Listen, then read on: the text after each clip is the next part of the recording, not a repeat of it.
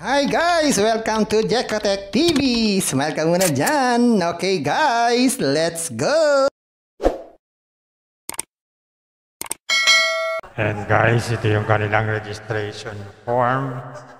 Dalawang bagay lang ang ating lalagyan. Cellphone number, kahit wala ng zero yan. Tapos password, at least 6 characters daw. Gawin natin. Yan, ganyan lang kasimple. Click natin register. Kanya, ito nga guys, makikita natin after natin mag-sign up. Wala tayong deposit balance. Siyempre, wala naman tayong dinideposit pa. Pero meron tayong withdrawable balance. Dito sa withdraw, sabi dito, gawa daw muna tayo ng mga bank account natin. Gawa tayo ng bank account. GCash lang naman yan. 1, GCash 2. Lagay tayo ng GCash number, GCash name. Pwede natin. Yan, submit natin. Successfully na. Ayun, check na natin. Yan, so dito nga guys, after na mag-sign up, meron tayong 30 pesos na balance, pero hindi pwedeng withdrawin.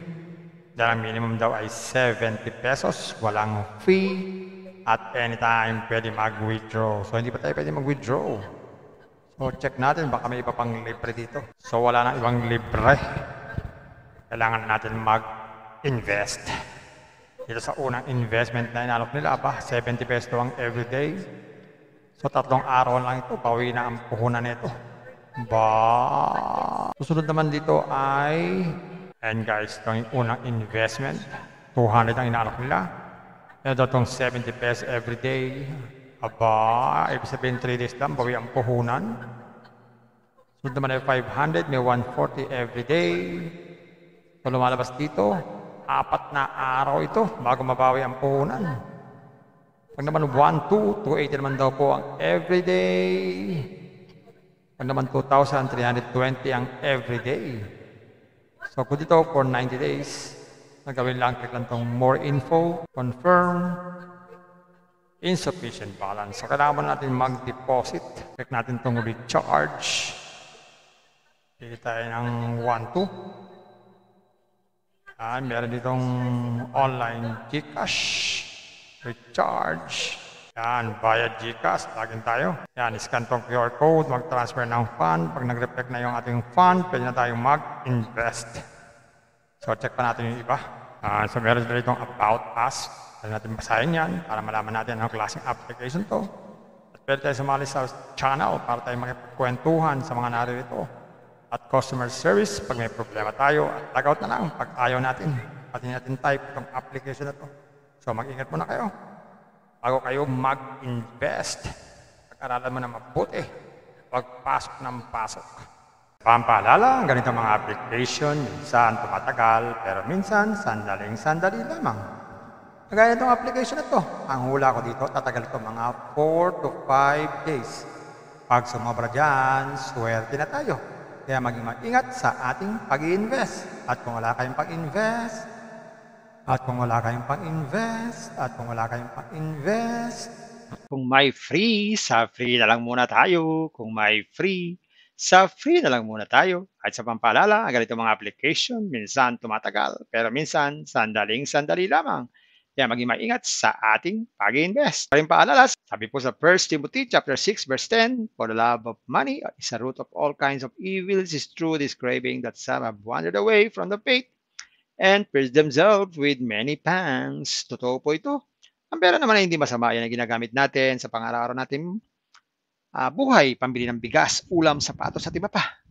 Pero ang babala dito ay yung pag-ibig sa pera. Pag tayo po umibig na sa pera, maaari tayong makagawa ng sari-saring kasamaan.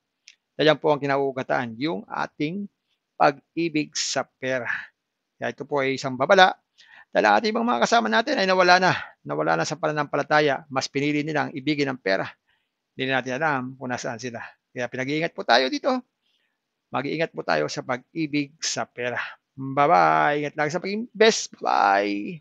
Hi guys! Welcome to Jekotech TV! Smile ka muna dyan! Okay guys, let's go! And guys, ito yung kanilang registration form.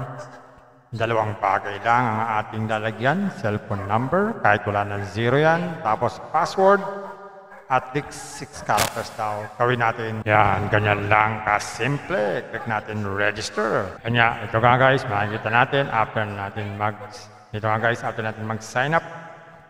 Wala tayong deposit balance. Siyempre, wala naman tayong dinideposit pa. Pero meron tayong withdrawable balance. Dito sa withdraw, sabi dito, gawa daw muna tayo ng mga bank account natin. Gawa tayo ng bank account. GCash lang naman yan. 1, GCash 2. Lagay tayo ng GCash number, GCash name.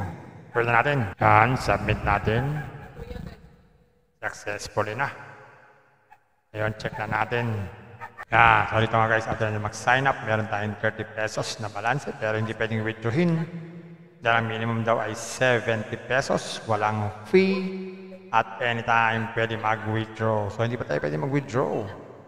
So check natin, baka may iba pang libre dito. So wala nang ibang libre. Kailangan natin mag-invest. Dito sa unang investment na inalok nila, 70 pesos ang everyday. So 3 araw lang ito, pawi na ang puhunan nito. Susunod naman dito ay, and guys, ito yung unang investment. 200 ang inalok nila. Ito itong 70 pesos everyday. Ibig sabihin 3 days lang, bawi ang puhunan. Susunod naman ay 500, may 140 everyday. So lumalabas dito, 4 na araw ito bago mabawi ang puhunan. Pag naman 1, 2, 280 naman daw po ang everyday. Pag naman 2,320 ang everyday. So kung dito for 90 days, nagawin lang, click lang itong more info, confirm, insufficient balance. So kailangan natin mag-deposit. Click natin itong recharge. Pili tayo ng 1, 2. Meron ditong online GCash, recharge. Yan, via GCash, login tayo. Yan, scan tong QR code, mag-transfer ng fund. Pag nag-reflect na yung ating fund, pwede na tayong mag-invest. So, check pa natin yung iba. So, meron dito itong About Us. Pwede natin basahin yan para malaman natin anong klaseng application to. At pwede tayo sumali sa channel para tayo makipagkwentuhan sa mga naririto. At customer service, pag may problema tayo, at log out na lang pag ayaw natin. Pati natin type itong application na to. So mag-ingat muna kayo. Bago kayo mag-invest, pag-aralan mo na mabuti, pagpasok ng pasok. Pampaalala, ang ganitong mga application, minsan tumatagal, pero minsan sandaling-sandali lamang. Kagaya itong application na to, ang hula ko dito, tatagal ito mga 4 to 5 days.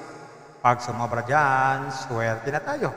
Kaya maging mag-ingat sa ating pag-i-invest. At kung wala kayong pag-invest,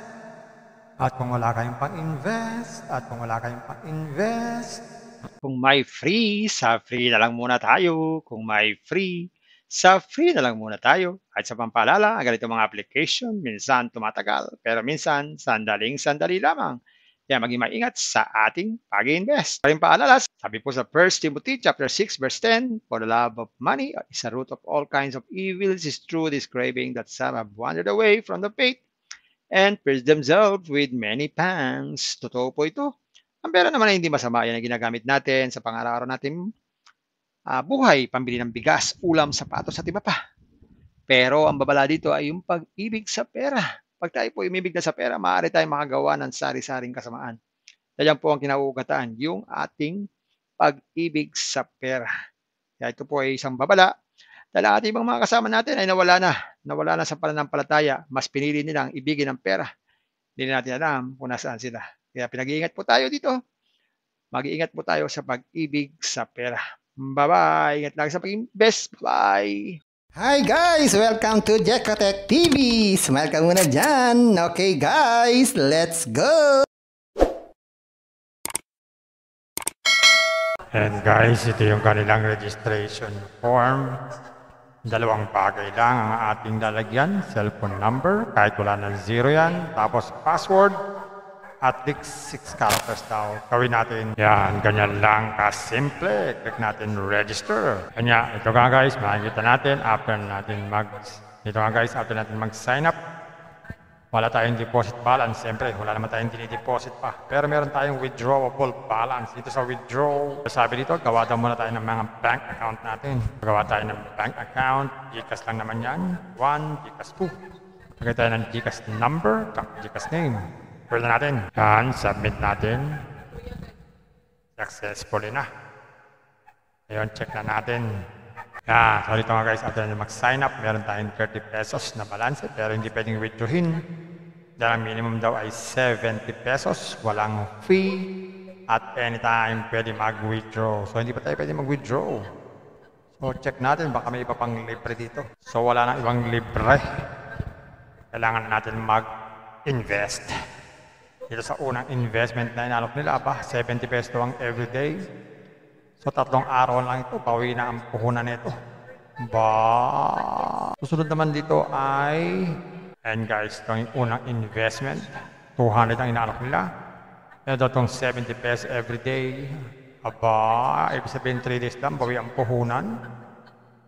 Susunod naman ay 500, may 140 everyday.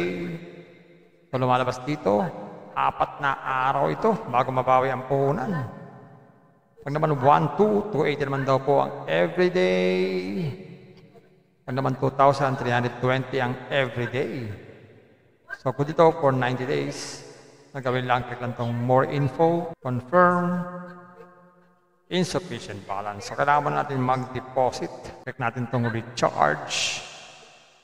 Pili tayo ng 1, 2. Meron ditong online Gcash, recharge.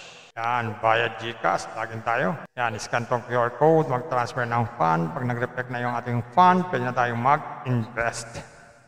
So, check pa natin yung iba. So, meron dito itong About Us. Pwede natin basahin yan para malaman natin anong klaseng application to. At pwede tayo sumali sa channel para tayo makipagkwentuhan sa mga naririto. At customer service, pag may problema tayo, at log out na lang pag ayaw natin. Pati natin type itong application na to. So, mag-ingat muna kayo. Bago kayo mag-invest, pag-aralan mo na mabuti, pagpasok ng pasok. Pampaalala, ang ganitong mga application, minsan tumatagal, pero minsan sandaling-sandali lamang. Kagaya itong application na to, ang hula ko dito, tatagal ito mga 4 to 5 days. Pag sumobra dyan, swerte na tayo. Kaya maging mag-ingat sa ating pag-i-invest. At kung wala kayong pag-invest,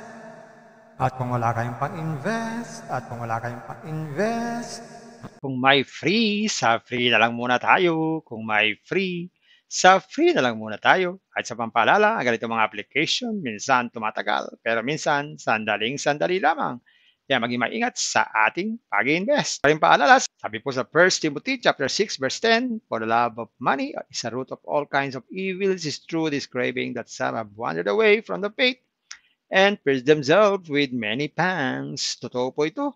Ang pera naman ay hindi masama. Yan ang ginagamit natin sa pang-araw-araw natin buhay, pambili ng bigas, ulam, sapatos at iba pa. Pero ang babala dito ay yung pag-ibig sa pera. Pag tayo po umibig na sa pera, maaari tayong makagawa ng sari-saring kasamaan. Yan po ang kinauugataan, yung ating pag-ibig sa pera. Kaya ito po ay isang babala. Dahil ang ating ibang mga kasama natin ay nawala na sa pananampalataya. Mas pinili nilang ibigin ang pera. Hindi natin alam kung nasaan sila. Kaya pinag-iingat po tayo dito. Mag-iingat po tayo sa pag-ibig sa pera. Bye-bye. Ingat lagi sa pag-invest. Bye.